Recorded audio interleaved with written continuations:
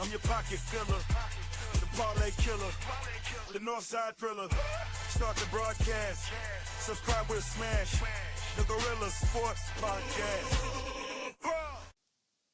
Hey guys, welcome in Gorilla Sports Podcast. I'm your host, Alex Fulpin, and it is Friday, August the 30th. All right, guys, we got a recap from yesterday. We had 4 plays and only 1 winner.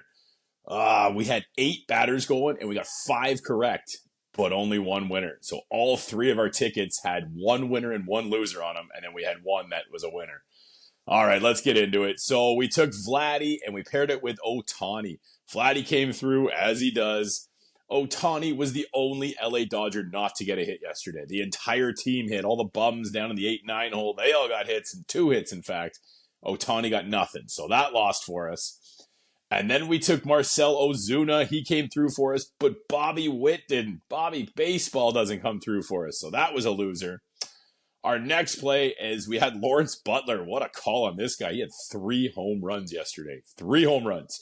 And we paired him with Alec Baum. He had 1 plate appearance and then had to leave with an injury. They don't care. Injuries count. So we lost 1 unlucky there. And then we had Corey Seager and Francisco Lindor, and that was our 1 winner. So, I mean, some good reads anyway, but to lose money on a day like that just seems odd, a bit unlucky, but hey, what are you going to do? Let's get into the plays today. I got 4 batter parlays going today. Our first one, we're going right back to Corbin Carroll. He is absolutely on a tear right now, and he is 5 for 8, batting .625 with 2 home runs versus Clayton Kershaw. So I like that look, and he's actually got 2 hits versus him this year. So perfect. And we're going to pair him with our buddy Francisco Lindor. This guy's got a hit in 23 out of his last 25 games, so he's on an absolute tear. And he's going versus Cannon, the guy in Chicago who's given up 9.7 hits per 9. So we like that look. And when you pair those 2 guys together, you get a -115, so a decent price there. Our next play is we're going to go back to Yandy Diaz. We haven't been able to use him in a while, but he's going versus a lefty today, and he bats .336 versus left-handed pitching.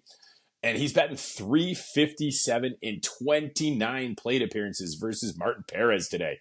So he's had a ton of looks versus him, and he hits him a lot. So that's a good look.